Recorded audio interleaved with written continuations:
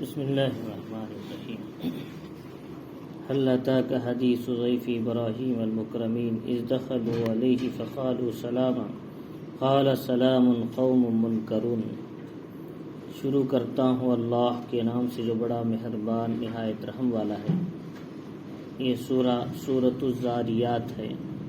زاریات کے معنی آتے ہیں ہوا کے، لہٰذا حضرت علی رضی اللہ تعالیٰ عنہ ایک مرتبہ کوفہ کے ممبر پہ کھڑے ہوئے تو لوگوں سے کہا قرآن کی کسی آیت کے بارے میں کوئی تفسیر پوچھنا ہو تو پوچھو، یا پھر کسی حدیث و سنت کی تفسیر معلوم کرنا ہے تو معلوم کرو۔ تو ابن القوا نام کے ایک شخص تھے، انہوں نے کہا کہ والزاریات ذروا کے کیا معنی ہیں؟ فرمایا اس سے مراد ہوا ہے۔ فالحاملات وقرا مطلب ہے ابر، جو وزن اور بوجھ کو ڈھوتا ہے اور پانی کے وزن کو اٹھائے رکھتا ہے۔ فالجاریات یسرا اللہ نے کشتیوں کی قسم کھائی جو پانی میں چلتی ہے۔ فالمقسمات امرا فرشتوں کی قسم کھائی جو کاموں کو تقسیم دیتے ہیں۔ تو اللہ تعالیٰ نے کیا ہے ان چیزوں کی قسم کھا کر فرمایا کہ قیامت جس کا تم سے وعدہ کیا جاتا ہے اس کا آنا یقینی ہے۔ انما توعدون لواقع، اللہ تعالیٰ نے کہا یہ جو انما توعدون لصادق ان الدین لواقع، یہ جو وعدہ ہے یہ سچا ہے اور اس کا یقینی بات ہے کہ قیامت کا وقوع، قیامت کا آنا یقینی ہے۔ تو اللہ تعالیٰ نے اسی پس منظر میں کیا ہے یہ پوری صورت کو بیان فرمایا، اللہ کی نعمتوں کو یاد کرنے کا حکم دیا، اور اس میں بیچ میں کیا ہے چند انبیاء علیہم الصلاۃ والسلام کا ذکر فرمایا۔ ان میں سب سے جلیل القدر پیغمبر جن کا لقب خلیل اللہ ہے، اللہ کے دوست ہیں، تو فرمایا کہ اس کا اللہ تعالیٰ نے ان کے تعلق سے کچھ ذکر فرمایا کہ ایک مرتبہ ابراہیم علیہ الصلاۃ والسلام کے پاس کچھ مہمان آئے، معزز مہمان، قرآن کہتا ہے۔ یہ واقعہ اللہ تعالیٰ نے اس طرح کے واقعات کیوں سنا رہے حضور صلی اللہ علیہ وسلم کو؟ اس لیے کہ حضور صلی اللہ علیہ وسلم کی نبوت کی تصدیق لوگ کر سکیں۔ 2-2.5-3 ہزار سال پہلے کا واقعہ جو حضرت ابراہیم کے زمانے میں چلا تھا، وہ واقعہ حضور کو 3000 سال بعد سنایا جا رہا ہے، اور یہ سنانا قرآن مجید کے ذریعے سے حضور پر نازل کر کے یہ خود علامت ہے کہ حضور اللہ کے کیا ہے خاص پیغمبروں میں سے ایک بڑے پیغمبر ہیں، اس میں اشارہ ہے۔ تو لہذا سمجھانے کے لیے اللہ نے ایسے واقعات کو قرآن میں ذکر فرمایا، قوم عاد، قوم ہود، قوم صالح، قوم نوح، اور ایسے ابراہیم علیہ السلام کا واقعہ۔ تو اللہ تعالیٰ نے فرمایا هل اتاک حدیث ضیف ابراہیم المکرمین، کہ آپ کے پاس ابراہیم علیہ السلام کے معزز مہمانوں کی خبر ملی ہے، آپ کو واقعہ آپ کو پہنچا ہے۔ کہ اس لیے کہ معزز مہمان کہا وہ آنے والے فرشتے تھے، انسانی شکل میں آئے تھے، وہ 3 یا 7 یا 8 فرشتے تھے، حضرت جبرائیل کے ساتھ ایک اور بھی کچھ فرشتے اس میں شامل تھے۔ تو لہٰذا ان فرشتوں کی وجہ سے اللہ نے کہا معزز مہمان تھے وہ۔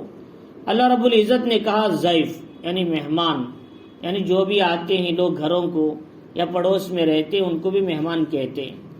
جو اس لیے فرمایا حضور صلی اللہ علیہ وسلم نے من کان منکم یؤمن باللہ والیوم الآخر فلیکرم ضیفہ، جو تم میں سے اللہ پر آخرت کے دن پر ایمان رکھتا ہو چاہیے کہ وہ مہمان کا اکرام کرے۔ کم از کم 1 دن مہمان کو کھلانا فرض اور واجب ہے، اور 2 دن کھلانا اچھا ہے، 3 دن کھلانا صدقہ ہے، ثواب ہے۔ تو لہٰذا اس لیے مہمان کوئی آئے تو گھر میں برکت ہوگی اس کا کھلانا۔ تو حضرت ابراہیم علیہ الصلاۃ والسلام کا معمول یہ تھا کہ جو بھی مہمان آتے آپ اس کی خاطر تواضع کیا کرتے تھے۔ تو ابراہیم علیہ الصلاۃ والسلام کے پاس آئے تو وہ انسانی شکل میں آئے تھے، آپ کو پتہ نہیں تھا یہ فرشتے ہیں۔ معلوم یہ ہوا ابراہیم علیہ السلام کو غیب کا علم نہیں تھا، غیب کا علم ہوتا تو آپ پہچان لیتے آنے والے فرشتے ہیں، یہ انسان ہیں، انسان نہیں ہیں۔ اور ان کے سامنے بھنا ہوا بچھڑا گوشت پیش کرنے کی ضرورت نہیں آتی، کیونکہ فرشتے تو کھانا کھاتے نہیں، وہ تو نور سے بنے ہیں۔ تو اذ دخلوا علیہ فقالوا سلاما، چنانچہ وہ آ کر سب سے پہلے ابراہیم علیہ السلام کو سلام کیا۔ تو سلام کرنا فرشتوں کی بھی عادت ہے، اسی لیے حضور صلی اللہ علیہ وسلم سے پوچھا افضل عمل، محبوب عمل کیا ہے اللہ کے پاس؟ فرمایا اطعیم الطعام، کھانا کھلاؤ، وافشوا السلام، اور کیا ہے سلام کرو، چاہے پہچانتے ہو نہ پہچانتے ہو، سب کو سلام کرو۔ فرمایا دو کام بڑے افضل ہیں، کھانا کھلانا، سلام کرنا۔ اور سلام کی جو عادت ہے، حضرت آدم علیہ السلام جب پیدا ہوئے، اللہ نے حکم دیا فرشتوں کو جا کر سلام کرو، آپ نے سلام کیا، فرشتوں نے کہا وعلیک السلام، اور فرمایا کہ انہوں نے وعلیک السلام، تم پر بھی سلامتی ہو۔ اللہ نے کہا ھذا سلامک و سلام کیا ہے اولادک الی یوم القیامہ، یہ تمہارا تمہاری اولاد کا قیامت تک کا سلام ہے، یہ ترتیب چلے گی سلام کی۔ تو سلام کا لفظ جو ہے بہت اچھا ہے، گڈ مارننگ، گڈ ایوننگ، یہ اس سے بہترین لفظ جو کوئی ہے وہ سلام کا ہے۔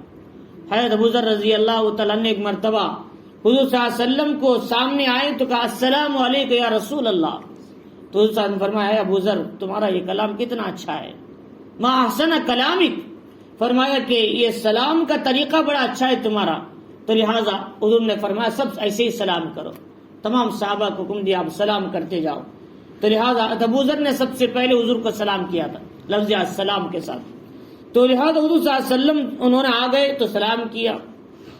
سلامن کا جو لفظ ہے سلمنا لک سلامن، سلمت لک سلامن، تو یہ سلامن کے پیچھے ایک لفظ محذوف رہتا ہے، سلمت اگر اکیلا آدمی، سلمنا اگر مجمع سلام کر رہا ہے، تو یہ لفظ فعل ہے، فعل کرنا سلام۔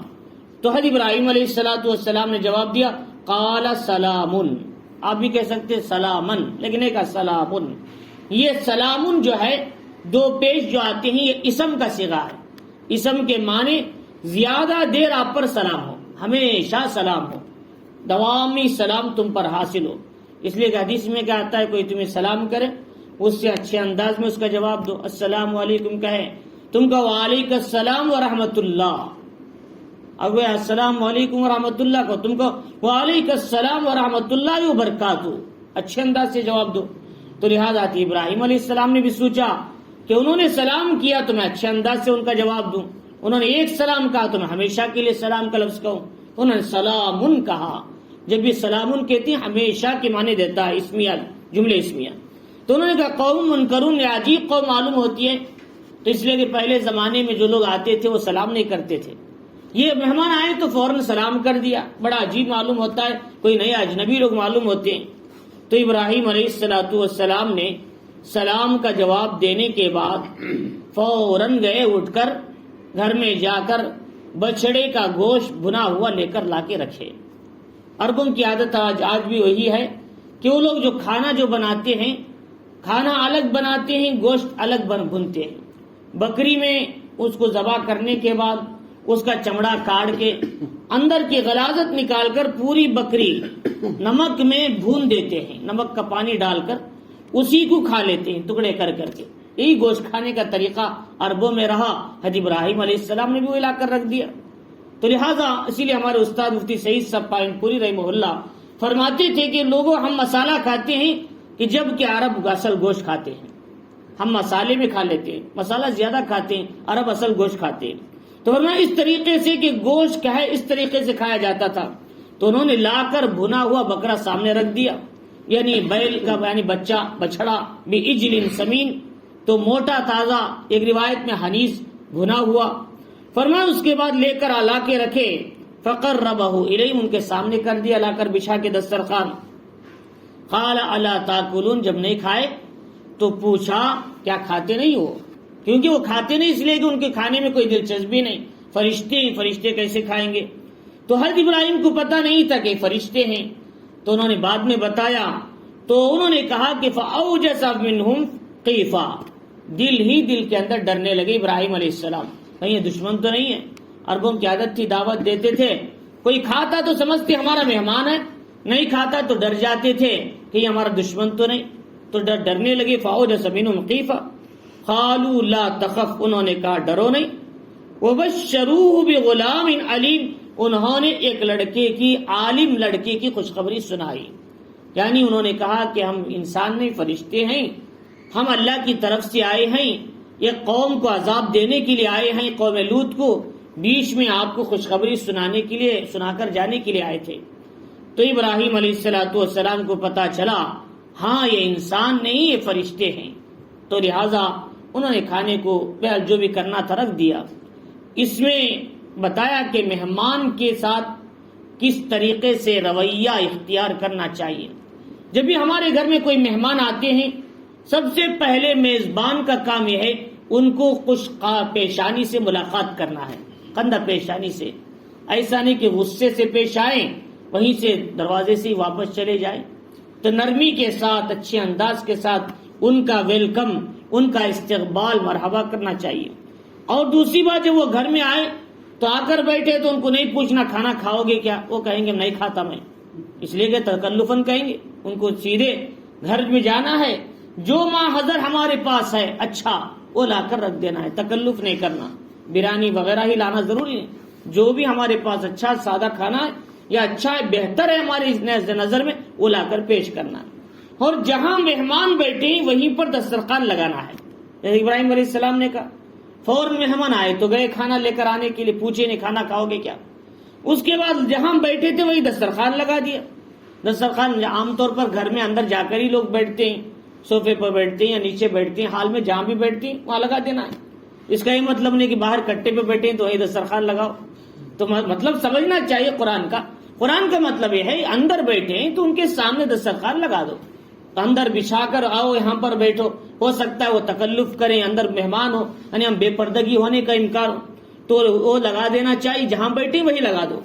اور تیسری بات یہ بتائی کہ تیسری بات یہ تھی کہ انہوں نے کہا کہ دیکھو کھاتے نہیں ہو، انہوں نے کہا کھاؤ، کھلو، زبردستی کھاؤ، یہ نہیں کہا کیا کھاتے نہیں آپ لوگ، اور مطلب یہ ہوا کوئی مہمان آئے تو اسے زبردستی نہیں کرنا چاہیے، بھئی تمہارے دل میں جتنا ہو سکے کھا لو، ایک نوالا ہی صحیح کھا لو، تو اس طرح ان کو ضبطی کے ساتھ پیش نہیں آنا چاہیے کھانے میں، ہو سکے تو کھائیں گے، ہو سکے جتنا ہو سکے کھائیں گے، اب مہمان بیٹھ گئے بھی تمہارے سے جتنا ہو سکے کھا لو، اب یہ چمچے سے اتارتے جا رہے ہیں، وہ کیسے کھائے گا، یہ غلط ہے۔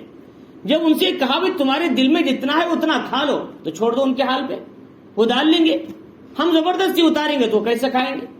تو لہٰذا میرے استاد مفتی جمال الدین صاحب جو پٹنہ کے رہنے والے تھے، بڑی شخصیت ہے، اب بھی حیدرآباد میں صدر مفتی ہیں، تو حضرت کو کوئی کھانا ڈالتا تھا حضرت انتہائی غصہ ہو جاتے، بھائی مجھے معلوم ہے لینا کتنا لینا میں لوں گا، تم زبردستی کیوں کر رہے ہو۔ تو لہٰذا یہ علماء اور محدثین ہمیں سمجھاتے ہیں کھانے کے طریقے کیا ہیں، انہوں نے سال قرآن و حدیث کا مطالعہ کیا ہے، تو لہٰذا اس طریقے سے فرمایا کہ کھانے میں اصرار نہیں کرنا چاہیے، ان کے ہاتھ پر چھوڑ دینا چاہیے۔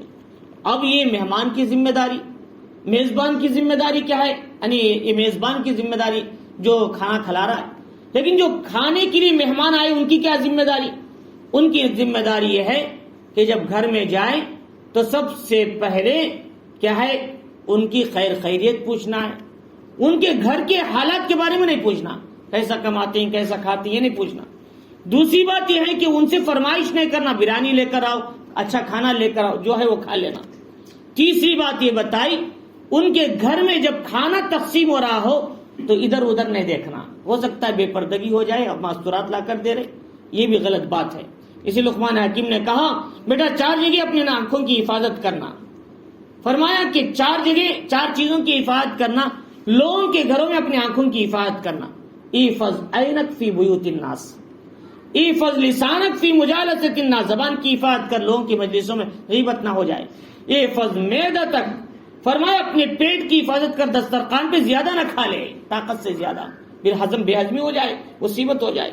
فرمایا احفظ قلبک فی الصلاۃ، دل کی حفاظت کر نماز میں، یہ 4 چیزیں 4 جگہ حفاظت کرنے کی، نماز میں دل کی حفاظت، دسترخوان پہ پیٹ کی حفاظت، لوگوں کے گھروں میں آنکھوں کی حفاظت، فرما مجلسوں میں زبان کی حفاظت، کہیں غیبت نہ ہو جائے، تو فرما آنکھ کی حفاظت کرنا، اور چوتھے کھانا کھانے کے بعد فوراً اٹھ جانا، وہاں بیٹھ کے بات کرتے نہ بیٹھنا۔ یہ قرآن مجید کہتا ہے کہ اذا دعیتم فانتشروا فلا مستانسین لحدیث، جب تمہیں دعوت دی جائے کھانا کھا لو، اٹھ کر چلے جاؤ، بات کرتے مت بیٹھو، ہو سکتا ہے چھوٹا گھر ہو، مجلس ایک ہی ہو، کوئی اور بیٹھنے والے ہو، تم بیٹھیں گے تو دوسرے کیسے کھائیں گے۔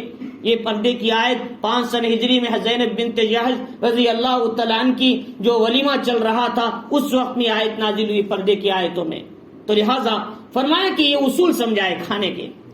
اگر کھانا کھانے کے بعد گھر میں باہر پنٹال لگا ہے، کرسیاں لگی، وہاں بیٹھ سکتے ہیں، لیکن کمرے میں نہیں بیٹھنا، اٹھ کر چلے جانا.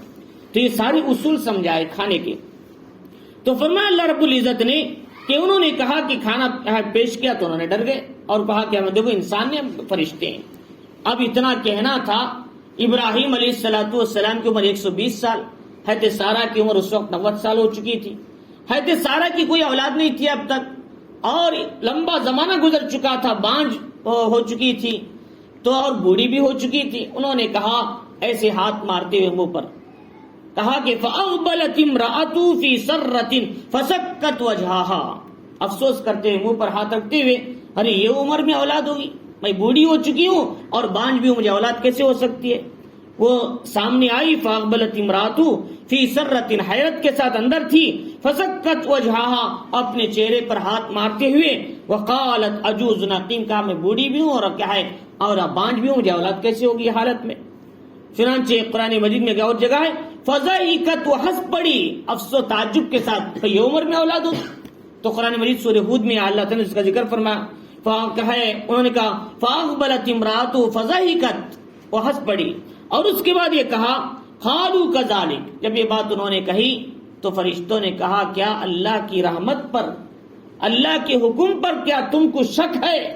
فرمایا قَالُوا أَتَعْجَبِينَ فِي أَمْرِ اللَّهِ رَحْمَةُ اللَّهِ وَبَرَكَاتُهُ عَلَيْكُمْ اہل البیت حمید و حمید مجید. اے اہل خانہ اہل بیت، تم پر اللہ کی رحمت ہو، برکت ہو، کیا تم کو اللہ کے اس قدرت پر تعجب ہے؟ تم کو اللہ تو قابل تعریف ہے اور قابل بزرگ ہے. تو لہذا انہوں نے کہا تعجب نہیں، لیکن ایک قسم کی یہ عمر میں ہونے میں ایک قسم کا تعجب معلوم ہوتا ہے. قال ربک، آپ کے پروردگار نے ایسا ہی کہا، انہ الحکیم العلیم، اللہ تعالیٰ تو بڑا حکمت والا، بڑا جاننے والا ہے. چنانچہ انہوں نے کہا کہ فرشتوں نے، ہاں تو صرف فبشرناہ بغلام حلیم کا ذکر ہے، علم والا لڑکا تمہیں عطا کیا ہے اسحاق علیہ السلام. وہاں ذکر ہے فبشرناہ باسحاق ومن وراء اسحاق ویعقوب، تمہیں صرف بیٹا نہیں ہوگا، بیٹے کے ساتھ پوتا بھی ہوگا، یعقوب بھی دیں گے. اللہ تعالیٰ نے ذکر فرمایا. تو حضرت سارہ کو اور بھی ہنس آ گیا، جب بیٹا نہیں کا بیٹے کے ساتھ پوتا بھی ہوگا تو اور ہنس آ گئے. تو اس طریقے سے دونوں باتیں اپنی جگہ موجود ہیں، قرآن مجید میں کوئی اختلاف نہیں ہے. ہنسنا بھی اپنی جگہ صحیح، پہلے باہر سے اندر آئی، لڑکا ہوگا سن کر، پھر لڑکے کے ساتھ پوتا بھی ہوگا تو اور ہنس پڑی. تو اس طریقے کے قرآن مجید میں کبھی اختلاف نہیں ہوتا. قرآن مجید میں اگر تعارض ہو رہا ہے، ہمیں ایک آیت ایک سمجھا رہی، دوسری آیت دوسری سمجھا رہی ہے اور ہم سمجھ نہیں پا رہے، تب سمجھو ان کو قرآن کا علم کم ہے. قرآن اور حدیث کا صحیح علم ہو تبھی قرآن کی دو آیتوں میں کبھی تعارض نظر ہی نہیں آتا. یہ خصوصیت اللہ نے حضرت مولانا رشید احمد گنگوئی رحمۃ اللہ علیہ کو عطا کیا تھا. وہ قرآن کی دونوں آیتوں کو جوڑ کر سمجھاتے تھے جہاں اختلاف ہوتا تھا. دو احادیث کو جوڑ کر سمجھانا، دو قرآن کی مختلف آیتوں کو سمجھانا حقیقی معنی میں وہی قرآن کا اصل علم ہے. تو لہذا سمجھایا کہ قرآن مجید نے کہ مہمان کے ساتھ کیسا ہونا چاہیے. اور اس کے بعد انہوں نے پوچھا کہ اسحاق علیہ السلام اور یہ حضرت یعقوب کے ابا ہیں، انہی سے بنی اسرائیل کے 2500 انبیاء علیہ السلام آئے. اور لیکن ذبیح اللہ کون ہے؟ ذبیح اللہ اسماعیل علیہ السلام. ان کا لقب کیا ہے؟ فبشرناہ بغلام حلیم، ہم نے ایک بردبار صبر کرنے والا لڑکا ہمیں تمہیں دینے کی خوشخبری سنائی. یہ کون ہے؟ یہ 60 سال کی عمر تھی حضرت سارہ کی، حضرت ابراہیم کے 70-80 سال ہو چکے تھے. تو اس وقت میں حضرت اسماعیل حضرت ہاجرہ سے پیدا ہوئے. تو وہ لڑکا ذبیح اللہ تھا، وہ حلیم تھا، بردبار تھا. اور یہ لڑکا علیم ہے، جاننے والا. لہٰذا بعض لوگ کہتے ہیں، آج بھی کتابوں میں اٹھائیں گے، اکثر مفسرین کا کہنا ہے کہ وہ لوگ کہتے ہیں کہ بھائی کیا ہے، جو ذبیح اللہ تھے وہ حضرت اسماعیل تھے. لیکن بعض مفسرین کو اشتباہ ہے، وہ ذبیح اللہ حضرت اسحاق علیہ السلام ہیں. لیکن یہ بنی اسرائیل کی طرف سے تحریف ہے. انہوں نے قرآن میں تحریف کرنا چاہا. یہ ذبیح اللہ کی فضیلت کو اپنے خاندان میں لانا چاہتے ہیں. اللہ کہتا ہے ذبیح اللہ کی فضیلت محمد الرسول اللہ صلی اللہ علیہ وسلم کے خاندان میں چلے گئی. تو لہٰذا اللہ رب العزت فرما رہی کہ اصل میں جو ذبیح اللہ ہے وہ حضرت اسماعیل، اور ان کے بعد جو آئے علیم جن کا صفت ہے وہ حضرت اسحاق ہے، بڑے عالم تھے. انہی کے خاندان میں یعقوب، انہی کے 12 بیٹوں سے اللہ نے بنی اسرائیل کی نسل کو چلا، تقریباً 2000 پیغمبر ان کے اندر آئے۔ اور فرمایا اللہ رب العزت نے، انہوں نے کہا کہ ابراہیم علیہ السلام نے جب معلوم فرشتے ہیں تو کہا کہ کیا بات ہے بے، کیا یہی خوشخبری دینے کے لیے آئے، کوئی اور بھی کام ہے؟ انہوں نے کہا کہ کوئی اور کام نہیں، بس کوئی اور کام ہے، بلکہ بیچ میں تم کو خوشخبری دے کر جانا چاہتے تھے، اصل میں ہم لوگ قوم لوط کو عذاب دینے کے لیے آ رہے تھے۔ قال فما خطبكم ايها المرسلون، مرسلون کا مطلب یہاں پیغمبر نہیں لینا، مرسل کے معنی آتی ہیں بھیجنے کے، قاصد کے بھی آتے ہیں، قاصد کو بھی مرسل بولتے ہیں، پیغمبر کو بھی مرسل بولتے ہیں، لہذا یہاں مرسل کے معنی قاصد جو فرشتے بھیجے گئے تھے۔ قالوا انا ارسلنا الى قوم مجرمین، انہوں نے کہا کہ ہم مجرم قوم کی طرف بھیجے گئے ہیں ان کو سزا دینے کے لیے، لنرسل علیہم حجارۃ من طین، تاکہ ہم ان پر پتھر سے یعنی مٹی سے بنے کنکروں سے انہیں مار کر سزا دے، تباہ کرے ان کو۔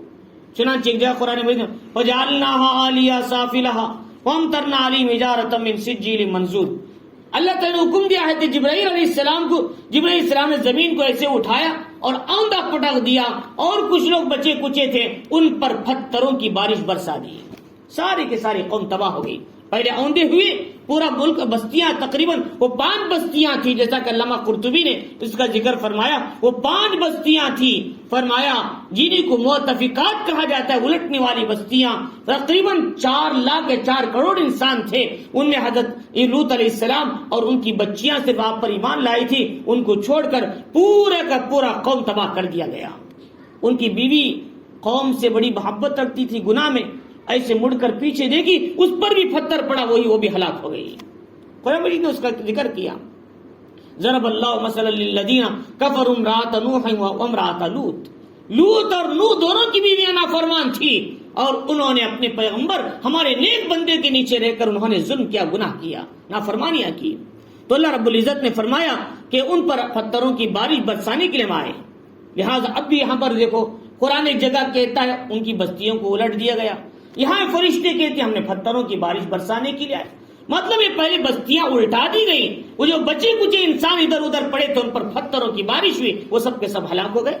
پھر وہ جگہ ڈیڈ سی کے نام سے آج بھی اردن کے بازو چھوٹا سا سمندر ہے، وہی جگہ ہے جہاں پر اللہ نے قوم لوط کو عذاب دیا تھا بستیاں پلٹنے کا، وہاں گندا نمکین پانی آج بھی کھڑا ہوا ہے، اس کا نام ڈیڈ سی ہے، اور کوئی مچھلی بھی وہاں زندہ نہیں رہتی، اس کے کڑواپن کو مر جاتی ہے۔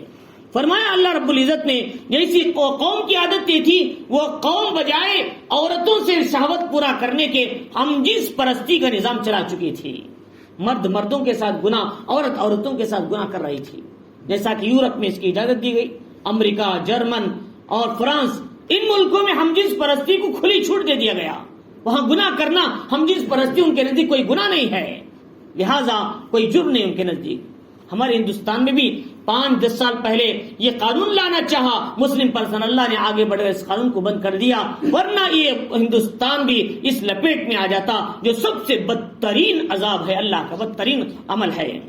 چنانچہ فرمایا کہ زمین میں اگر کوئی بدترین کام کوئی قوم کی ہے وہ قوم لوط ہے۔ فرمایا اللہ رب العزت نے آگے بتایا فَأَخْرَجْنَا مَنْ كَانَ فِيهَا مُصَوَّمَةً عِنْدَ رَبِّكَ لِلْمُسْرِفِينَ، وہ جو پتھر تھے ان کے نام بھی نشان زدہ تھے، اس پتھر کے اوپر سیدھے گرتا تھا وہ وہیں ہلاک ہو جاتا تھا۔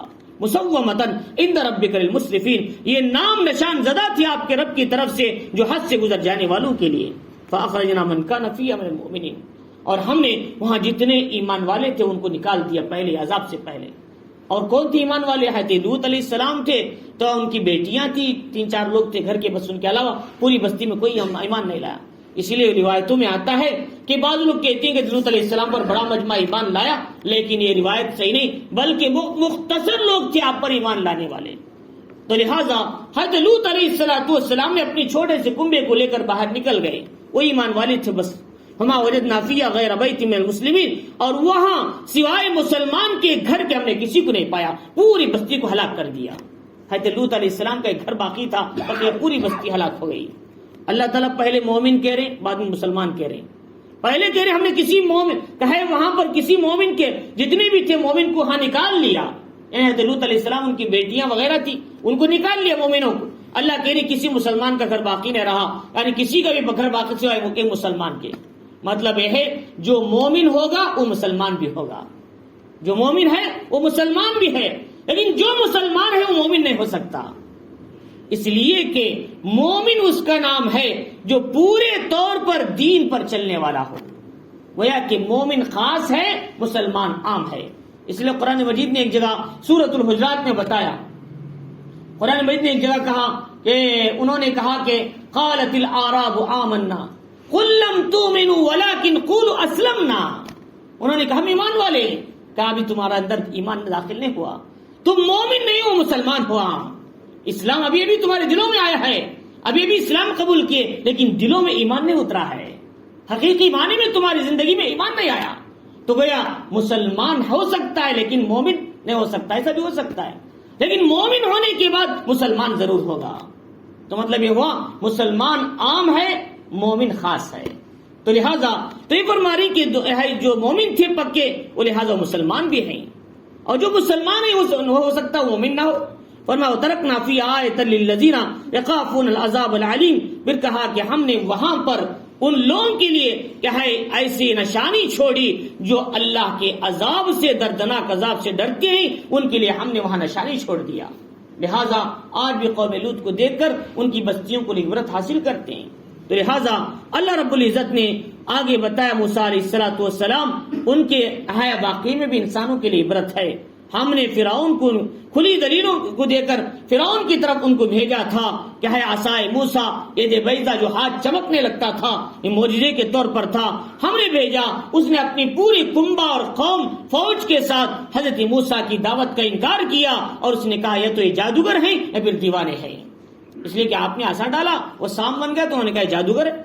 فاخذناه وجنوده فرمزناهم في اليم وهو مليم. ہم نے اسے اور اس کے لشکر کو کہے پکڑ لیا اپنے عذاب میں اور اسے اٹھا کر سمندر میں پھینک دیا. فرمایا وہ بولی، وہ ملامت کرنے لگا، اور وہ آیا پورے لشکر کے ساتھ. سامنے بنی اسرائیل تھی، 6,80,000 کا مجمع تھا. بنی اسرائیل کے اللہ نے راستے دیے سمندر میں، وہ بھی پیچھے آیا، سمندر بیچ میں چلا گیا، سمندر کے بنی اسرائیل پار ہو گئی. اللہ نے حکم دیا تو پورا سمندر مل گیا اور پانی میں ڈال دیا اسے. اور لوگ کہتے ہیں وہ پوری قوم تباہ ہوئی لیکن فرعون پانی میں نہیں مرا. لیکن قرآن کہتا فنبذناہم فی الیم، ہم نے اس کو سمندر میں ڈبو دیا، ڈال دیا. لہذا قرآن کبھی غلط نہیں بولتا. لہذا فرعون بھی سمندر میں گر کے ہی مرا ہے. پھر بعد میں 1880 میں اس کی لاش ملی تو میوزیم میں لے جا کر اسے رکھ دیا، اس لیے کہ قرآن نے کہا تھا وَنَجَّيْنَاكَ مِن بَدَنِكَ لِتَكُونَ لِمَنْ خَلْفَكَ آیَةً، ہم تیرے بدن کو قیامت تک باقی رکھیں گے تاکہ آنے والوں کے لیے تو عبرت کا سامان بن جائے. لہذا آج بھی باقی ہے اس کا جسم، میوزیم میں موجود ہے. اس کے بال اٹھتے ہیں، اس کے ناخن بڑے ہوتے ہیں، کیونکہ اللہ کا حکم پورا ہونا ہے، اللہ کی نشانی پوری ہونی ہے. قیامت تک ویسے ہوگا وہ.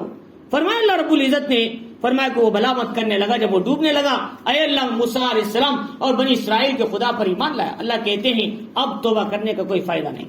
جب سکرات شروع ہو گئی، سکرات کے بعد توبہ کا کوئی اعتبار نہیں.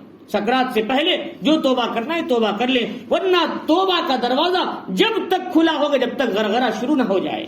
ان اللہ یقبل التوبہ حتی لا یغرغر، حدیث میں آتا ہے.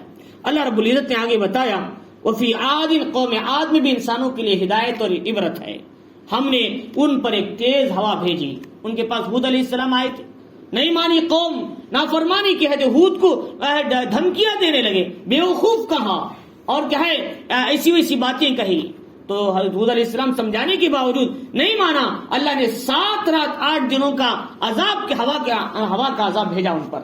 ہوا آتی تھی، سب کو اٹھا اٹھا کر پٹک دیتی تھی. ان کے جسم ناریل کے پھڑوں کی طرح، کھجور کے تروں کی طرح زمین پہ گر کر مرے ہوتے تھے. فرمایا اللہ نے کہا کہ کأنہم اعجاز نخل خاویہ، سورۃ الحاقہ میں اللہ فرما رہے گویا کہ وہ کھوکھلے تنے بنے ہوئے تھے کیا ہے کھجور کے. اللہ رب العزت نے ان کو ہوا کے ذریعے سے عذاب دیا. اب فرمایا ما تذر من شیء اتت علیہ الا جعلته كالرمیم، وہ ہوا جس پر بھی جاتی تھی اس کو ریزہ ریزہ کر کے چھوڑ دیتی تھی، اتنی سخت ہوا تھی. اللہ رب العزت نے کہا وفی ثمود اذ قیل لهم تمتعوا حتى حین، قوم ثمود میں بھی انسانوں کے لیے عبرت. اللہ مختصر بول رہے ہیں، ورنہ تفصیل اٹھائیں گے 4 5 صفوں میں ان کے واقعات ہیں. سورہ ہود اٹھا کر دیکھیں، سورہ ہود میں پوری تفصیل کے ساتھ اللہ رب العزت نے کہا قوم ثمود ان کی طرف حضرت صالح علیہ السلام کو بھیجا. انہوں نے کہا کہ اگر تم پیغمبر ہو تو اونٹنی نکال کے دکھاؤ. انہوں نے اونٹنی نکالی، کہا کہ بھئی اسے مت مارنا، اس کے پانی کا دن متعین ہے، تمہیں ایک دن پانی لو کنویں سے اور ایک دن پانی پیے گی۔ انہوں نے کہا یہ کیسی مصیبت، ہمارے کنویں میں ہم کو پابندی، اور رات میں اٹھ کر ایک خیدار نام کا آدمی تھا، گردن کاٹ دیا، اس کی پیر کاٹ دیا۔ اللہ تعالیٰ نے کہا اب انتظار کرو 3 دن، فتمتعوا فی دارکم 3 ایام ذلک وعد غیر مکذوب، اب تم پر اللہ کا عذاب آئے گا، یہ عذاب جھوٹا وعدہ نہیں ہے بلکہ سچا وعدہ ہے۔ فاخذتهم الرجفہ فاخذتهم الصیقہ، کہ ایک طرف زمین سے زلزلہ آیا، آسمان سے کڑک ہونے لگی بجلی کی، اور جبرائیل کو حکم دیا تم چیخو، تو ایک طرف چیخ کی آواز تھی جس سے ان کے کانوں کے پردے پھٹے اور اوندے منہ گر کے مر چکے تھے۔ اللہ رب العزت نے ان کو عذاب دیا، تین طریقے سے عذاب آیا، الگ الگ آیتوں سے اللہ اسی کا ذکر کریں۔ فاتوا امر ربی، انہوں نے اپنے رب کی نافرمانی کی، فاخذتهم الصاعقہ، ان کو چیخ نے ہے بجلی کے کڑک اور آواز نے ان کو پکڑ لیا، وہم ينظرون، دیکھتے دیکھتے مر چکے تھے۔ فرمایا فما استطاعوا من قیام وما كانوا منتصرین، فرمایا کہ وہ نہ اٹھ سکتے تھے دوبارہ مرنے کے بعد، نہ وہ اپنی قوم کے خلاف کوئی اس کے انتقام لے سکتے تھے۔ اللہ تعالیٰ ان کو ختم کر دیا۔ وقوم نوح من قبل، قوم نوح میں بھی عبرت ہے، اس سے پہلے انہوں نے اپنے نبی کی نافرمانی کی، 950 سال محنت کرنے کے بعد بھی صرف 40 یا 80 آدمی ایمان لائے۔ حضرت نوح کو برا بھلا کہا، فرمایا اللہ نے عذاب پانی کا بھیجا، پوری قوم کو تباہ کر دیا۔ انہم کانوا قوما فاسقین، وہ قوم تھی فاسق، بڑی گنہگار قوم تھی۔ تو لہذا اللہ رب العزت نے ان آیتوں کے اندر یہی بتایا کہ دیکھو کہ جب کوئی مہمان تمہارے گھر آتے ہیں، مہمان کے ساتھ کیا اکرام کرنا چاہیے۔ حضرت ابراہیم علیہ السلام جو توحید کی مثال تھے، انہوں نے مہمان کے ساتھ کیسا سلوک کیا، اور اللہ نے سمجھایا اللہ اولاد بڑھاپے میں بھی دیتے ہیں، اللہ اسباب کے محتاج نہیں، انسان اسباب کے محتاج ہے، اس لیے اولاد کی جلدی میں کسی اور مخلوق کے سامنے ہاتھ نہ پھسارنا، ورنہ تمہارا عقیدہ خراب ہوگا۔ اللہ تمام گناہوں کو معاف کریں گے لیکن شرک کو معاف نہیں کریں گے۔ اور اس کے بعد یہ بتایا اللہ رب العزت نے ان انبیاء کے واقعات کو سمجھو، جنہوں نے مانا اللہ نے ان کا اچھا انجام بنایا، جنہوں نے نہیں مانا ان کو ایسی عبرت کی سزا دیا۔ 1400 سال آج کے پہلے 2.5 یا 3,000 سال، تقریباً 5,500 سال کے بعد بھی ان کی تاریخی عبرت کے واقعے کو قوم سنتی ہے اور سناتی ہے۔ اللہ نے کیسا انجام ان کا کیا۔ بہرحال اللہ تعالیٰ ان آیتوں کو سمجھنے اور ان سے عبرت لینے اور کیا ہے اللہ کے احکام پر چلنے، نبی پاک علیہ الصلوۃ والسلام کی سنتوں پر زندگی گزارنے، اور کیا ہے آپس میں کیا ہے اصلاح کا کام کرنے، ایک دوسرے کو دین کی دعوت دینے کی اللہ تعالیٰ ہم سب کو توفیق عطا فرمائے۔